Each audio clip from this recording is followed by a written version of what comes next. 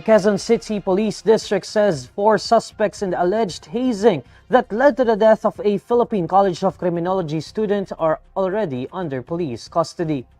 In its report on Tuesday, the QCPD says the suspects were identified as Justin Artates, Kyle Michael Cordeta, Lexer Angelo Manarpies, and Mark Leo Angeles, who are all members of Tau Gamma Phi Fraternity, Philippine College of Criminology Chapter.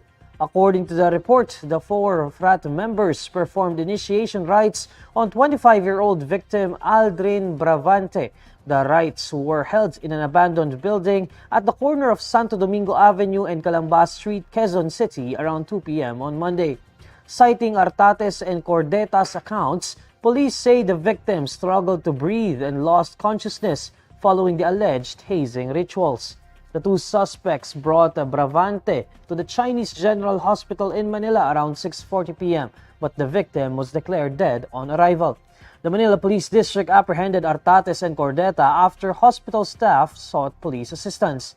The 2 other suspects, Manarpies and Angeles, voluntarily surrendered to authorities around 1:10 a.m. on Tuesday. QCPD says its forensic unit team conducted a technical aspect investigation at the abandoned building and collected 6 bottles of water as pieces of evidence. It adds that a cursory examination conducted on Bravante showed that he had sustained hematoma on both legs, while his chest and hands had marks from burned cigarettes.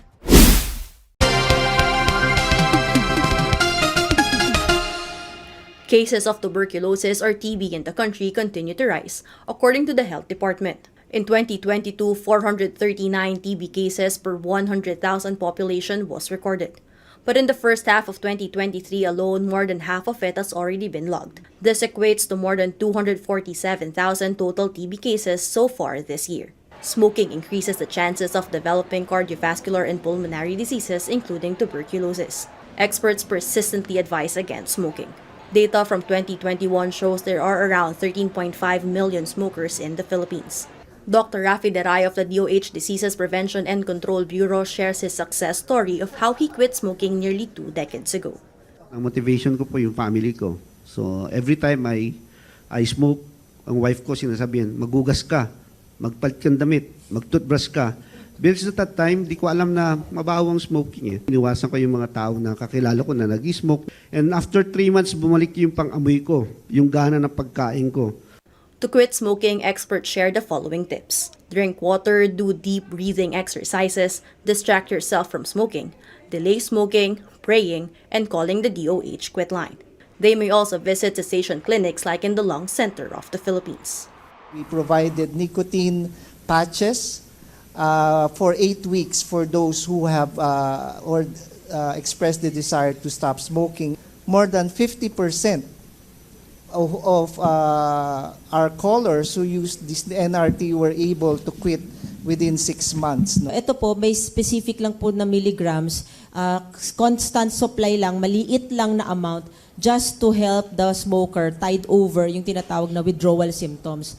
To recognize those who successfully quit smoking and vaping, a Stop and Gain Quit and Win Tobacco Cessation Contest was launched, supported by the DOH. Cash prizes from 1,000 to 5,000 pesos await lucky winners. They can register in the Google form posted on ASH Philippines Facebook page and consult a cessation staff to verify that they have quit smoking or vaping. This is really a step wherein we will be able to secure our health and also reclaiming our control over our life. Catherine Cruz, CNN Philippines.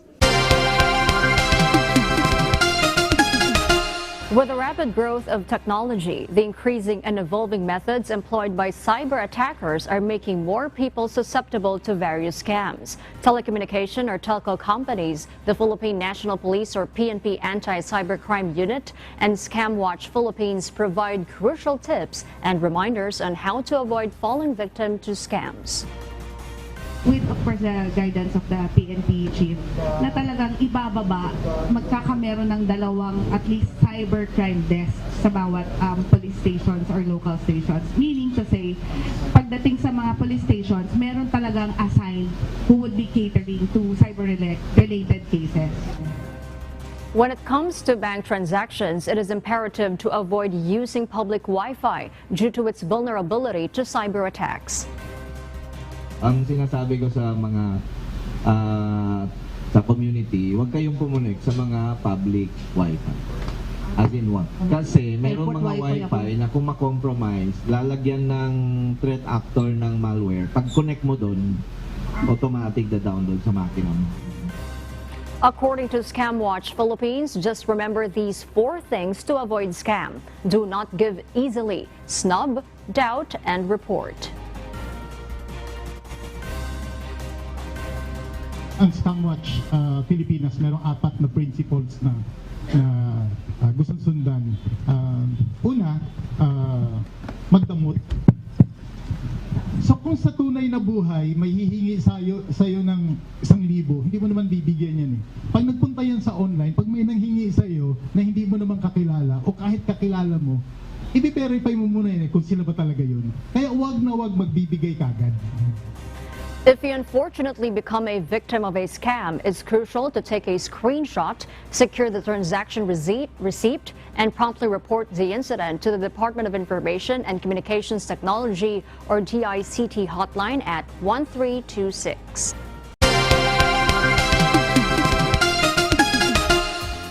The seatbelt law has been around for years now, and it seems the LTO and traffic enforcers have forgotten about it, especially when it concerns PUVs like jeepneys, shuttles, and buses.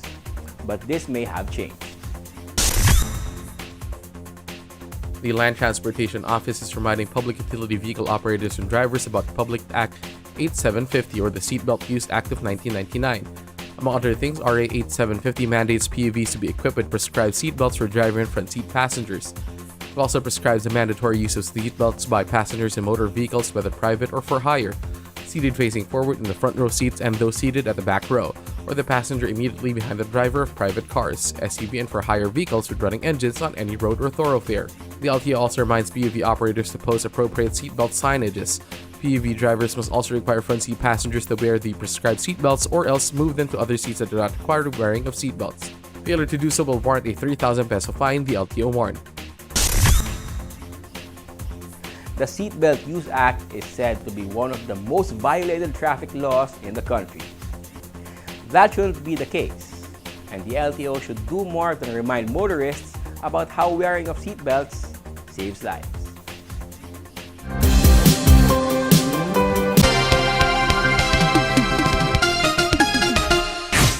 Dalawang website na lumalabag daw sa Anti-Child Pornography Act ang pinablock na ng gobyerno. Pero ang isang grupo may agam-agam sa hakbang na ito. Makibalita tayo kay Ivan Mayrina. Malamang nabiti ng mga parokyano sa mensaheng lumalabas pag tinatangkang pasukin ng dalawang pornographic website. Pinablock daw ito ng pamahalaan ng Pilipinas dahil lumalabag sa Anti-Child Pornography Act. Hindi ito itinanggi ng Department of Information Communications Technology o DICT. It's around 87% of cybercrime is child pornography. That's why the government is really pushing na talagang masolve itong child pornography sa ating bansa. Sabi ng PLDT Smart at Globe, susunod o sumusunod na sila tuwing may pinapablock na website ng gobyerno. Sabi ng DICT, patuloy ang monitoring ng mga Internet Service Provider o ISP sa mga pornographic sites. Pero hindi raw lahat binablock. Kung wala namang child pornography na naka-host sa kanila, then hindi naman natin siguro ibablock yan because the law clearly states that yung child pornography lang ating ibablock. Marami yung mga people who subscribe to child pornography and it is a crime. Dapat to hindi pinapalusot itong mga ganitong klaseng mga videos, mga websites sa internet. Hindi naman daw sa pinagtatanggol ang mga porn site pero may agam-agam ang democracy.net.ph. Grupo nagsusulong ng freedom of access to information at free expression. The issue really here is yung overreach ng government. They block everything when the law only allows them to block very specific kinds of content. The proper way could have been contacting the administrators of this website and telling them, look, we don't allow these two kinds of content in our country instead of yung blocking it wholesale. Kung tutuusin, marami namang bansang nagbablock ng child porn sa internet. Ang iba nga, hindi lang child porn kundi lahat ng klase ng porn. Ilan sa mga yan, nagbablock din ng mga web content na kontra gobyerno tulad ng China. Nangyari ang pag-block sa 2 porn sites sa Pilipinas ilang araw matapos lumabas ang isang survey kung saan kabilang mga Pilipino sa mga nanguna sa pagtatagal sa mga porn site. Pero sabi ng democracy.net.ph, baka matagal dahil mabagal ang internet sa bansa. Matagal mag-buffer, kaya matagal yung time spent. It's not really about Filipinos really wanting the content. It's just that they have to wait for the content. Ivan Mayrina, GMA News.